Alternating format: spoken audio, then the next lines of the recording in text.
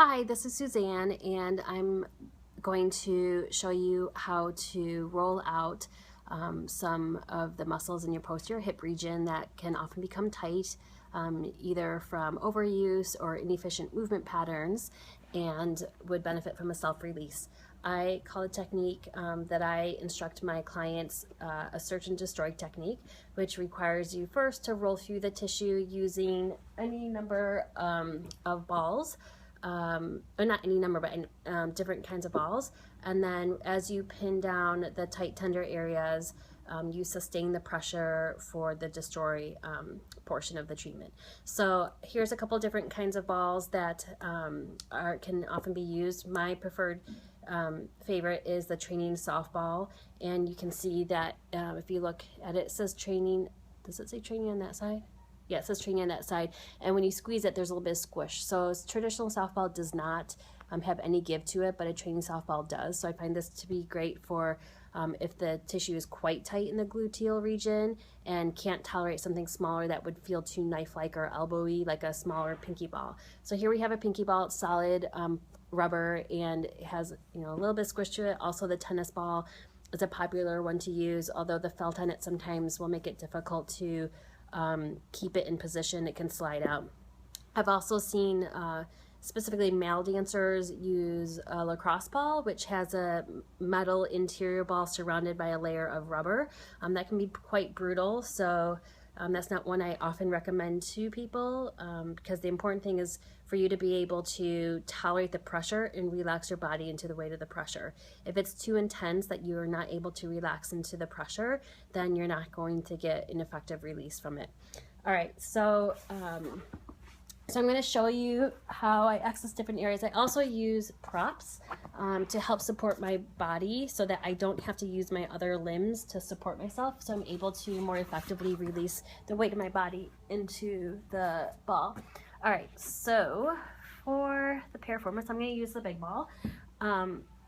First, you lift your hips up, and you're going to place the ball under your buttock, under the fleshy side of it. And when you roll around, you can wag your tail and move up and down. You can use your feet to help with the motion. You're just kind of exploring where the tight spots are. So if you roll the ball too close to the center, you'll feel it on a bony, feels like it's on bone, which it probably is. That's your sacrum, which is a triangular shaped bone. So you don't want to roll on that. You can roll just off of it and roll around into the center tissue. If you feel zing down your leg, that's likely the sciatic nerve that you're rolling over, which is okay. Just don't keep rolling into that area and then irritate it. And so here I found a tender spot here. So I'm going to use my prop now because my knees are kind of twisted out to the side. I'm going to place the yoga block directly on my knee so I can relax into it, and then place my top leg onto my right leg so I can relax into that. And now for the destroy section, I need to take a moment, maybe a minute, no more than 2 minutes, to connect to my breath, to relax the weight of my body into the ball. And so that often happens during the exhalation phase of your breath. So with each deep breath and the exhalation, I see if I'm trying to relax. And as I'm relaxing, I'm noticing I'm rolling off the ball. So that means I need to use another prop to support me. So you can see that my left butt cheek is off the ground. So I'm going to use the other yoga block to just tuck it under that hip a little bit so I can be a little bit more fully supported in this position. And now I'm going to take another pause to really relax the weight of my body and let it all go.